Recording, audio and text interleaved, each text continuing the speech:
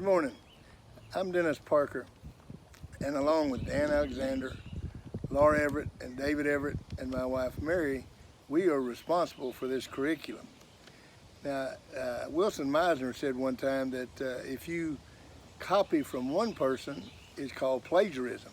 But if you copy from a number of people, it's called research. So I'm going to tell you that this curriculum is built on research. All the things that you're going to read here and see here are based on research that we have done as far as developing the curriculum. In order to get the most from this, what you need to make sure you do is access the curriculum. The curriculum, you can find it at www.developingcharacter.org.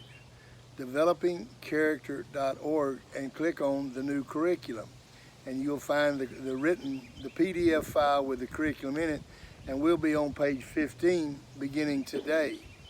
The curriculum is based on, when you talk about character education, the word educate is actually a Latin term that means to pull out. Now, unfortunately, we have made education mean to pour into. You don't pour character into someone. What you do is you pull it out of them. There was a think tank in Colorado that determined who the 300 greatest leaders in the world were. And these 300 greatest leaders, you may argue their choice of leaders, but they're people that we still know of today. Abraham Lincoln, George Washington, Martin Luther King, Mahatma Gandhi, Helen Keller, all of these people that have left a mark on society even today, years and years later. After they determined who the 300 greatest leaders were, they then determined what was it that made them so great that we still know who they are and we still know what they stand for. And they determined that these character qualities that we're going to be developing in you are the reason that these people made them as great as they are. Now, the second thing they determined, which was the most interesting thing in my opinion, is that every human being has these qualities. Everybody has told the truth once in their life. So you may not have developed the quality of honesty nearly as much as Abraham Lincoln, but the quality of honesty is within you. And so it is our job to develop that quality of honesty. And that's what we're going to do.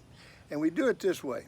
On Monday, we do goal setting, because goal setting is a great quality. A purpose-driven person is a great quality to have, but it's not something that you just learn the theoretical part of it. You have to learn how to do it, and it comes from doing, not talking. So on Monday, we will be doing goal setting, purpose-driven. And from there, on Friday, we will evaluate how we did this week. And if we don't do it real well, then we'll figure out why and figure out what we're going to do the next week so that we do become goal setting as far as individuals. Now, if you look at page 15 of the curriculum, if you look at that page, it starts right at the top, and it has the definition of the purpose-driven. What is the definition of purpose-driven? Well, a goal is a vision with plan. Work is with no vision. You have a plan, but you don't have any vision. That becomes drudgery. To just have a goal and not have a plan and a timetable doesn't work. So we're going to have the goal and the plan each week.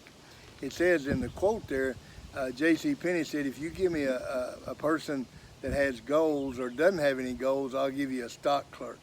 And that's essentially what it becomes. Purpose-driven, and to me, the easiest way to explain being a purpose-driven individual is this. Let's say you take you want to start a fire, and you take a magnifying glass. Now, if you take that magnifying glass and you start doing this with it, going all around here, you go nowhere. Now, what that's called is a space focus. And you really have two types of focus. You have what's called a fine focus, where you take that magnifying glass and you simply set it in one spot and you let that sun go through it and build a fire. And then you have what's called a space focus, And the space focus, obviously, is when you're moving it all around. What we want to do is get to that purpose to where we have a purpose each day. And what you'll see on there is you have at the top, as far as purpose driven, Monday, Tuesday, Wednesday, Thursday, Friday. And what you do is on those days, you give yourself a plus or a minus. Were you purpose driven? Did you set your goals and did you follow them?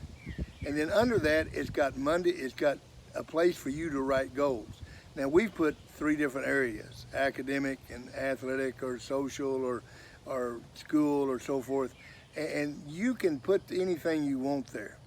What I want you to do is write down 1 to 3 goals that you're going to accomplish today. Now, how do you get to have a good self-image and have high morale? You feel like you're accomplishing something. That's being purpose-driven. So what you do is you write down something you're going to get done today. When I coached, and I coached for 40 years, we always had the players put on a Post-it note 3 things they were going to get done in practice that day. And it changed them from being time-oriented, just going to practice, to being goal-oriented, to where they were getting something done. So today, you write down 3 things, or 2 things, or 1 thing. 3 would be the ideal number, that you're going to get done today. Today, I'm going to read a chapter in this book. Today, I'm going to till the garden. Today, I'm going to mow the yard. Today, I'm going to eat nutritionally. I'm going to eat correctly. And you may write down exactly what I'm going to eat today. Set your meal plan out. I'm going to jog 1 time around the block, whatever it might be. And each person is a different person, but it makes you become purpose-driven. So you write down these 3 goals. Now, after you write them down, on each day, you're going to write down a plus or a minus, whether you did it or you didn't do it. If you did it, you write down a plus. If you didn't do it, you write down a minus. Now, don't beat yourself up. If you've got 4 minuses and 1 plus, that's okay. Next week, we'll have 3 minuses and 2 pluses.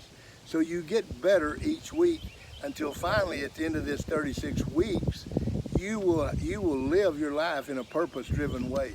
You will have goals that you do. The way we develop these qualities in each one of us is, as I said, on Monday, we're going to become purpose-driven. That will remain there for all 36 weeks. We will work on being purpose-driven every Monday and every Friday, evaluating those. Tuesday, Wednesday, and Thursday, we're going to do stories that teach you something about these qualities. And they're going to illustrate these qualities to you that make it easier. On those stories, at the bottom of the stories are going to be questions. Now, what you're to do is answer these questions.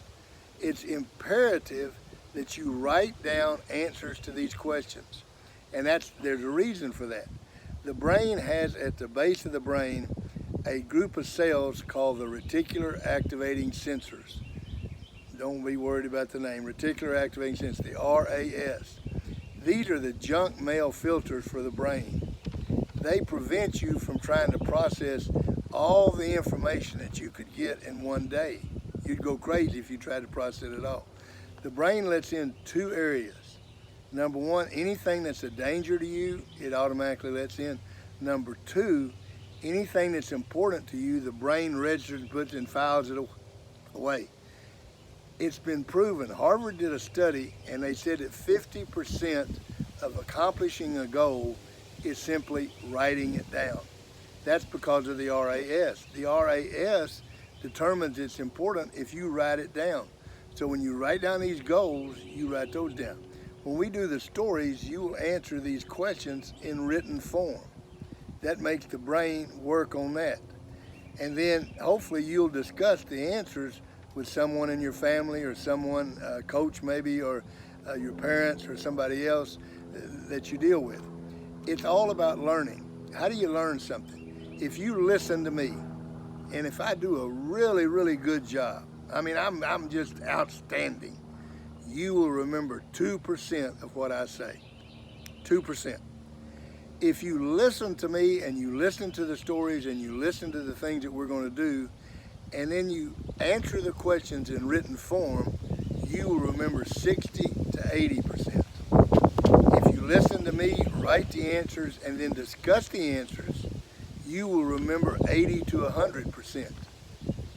It's true in anything. For instance, if you teach math, or if you're in a math class, if somebody teaches you a concept in math and does nothing else, you remember 2% of that. If they teach you a concept and then you answer 10 problems, 60 to 80%. If you answer those 10 problems and then discuss how you got those answers and how you use that concept, 80 to 100%. And then you take a test to evaluate what you've done. That's the same concept that we're talking about here. On Monday, we're going to do purpose driven. Tuesday, Wednesday, Thursday, we're going to do stories that illustrate the quality. You answer those questions each day. And then Friday, we're going to evaluate how we did as far as the purpose driven on Monday, plus how we're doing with the quality. You've got these 36 qualities that we're going to cover. And then every Friday, you're going to give yourself a plus or a minus how I did today. In other words, this week we're talking about purpose driven, only purpose driven, and you're going to give yourself a plus or a minus. I wrote down 3 goals. I was going to mow the yard, I was going to make my bed, I was going to read a chapter in the Bible. Those 3 things I was going to do today. I did 2 of them. So you get 2 pluses and 1 minus. But you get better every day. Practice does not make perfect. Don't even think that. Perfect practice makes perfect. And don't do anything other than that right there. So that's the purpose driven, and that's exactly how we're going to learn it. Now the last thing today I want to give you, and this is a dog tag. And you can't read this, but on this dog tag has the word nevertheless. Now anytime somebody uses that word in a sentence with your name, it is a great compliment. He doesn't have a great set of parents, nevertheless, he's a great person. He doesn't have all the physical ability, nevertheless, he's a great football player.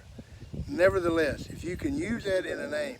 So what I'm going to do, if you stick with us for 36 weeks, if you stick with this curriculum for 36 weeks in developing these qualities, you're going to email me and I'm going to send you a nevertheless dog tag for you to wear.